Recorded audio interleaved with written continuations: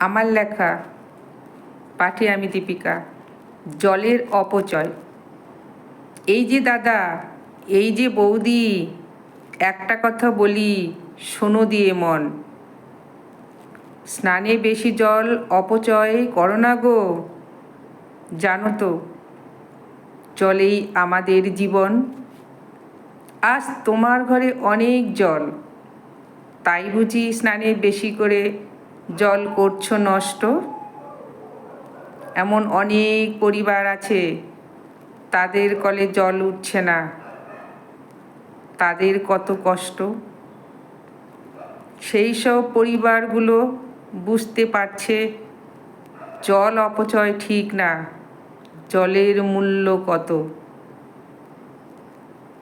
খুব বেশি দেরি নাই গো, জলের জন্য সবাইকে একদিন প্রকৃতি দেবীর চরণে মাথা করতে হবে নত।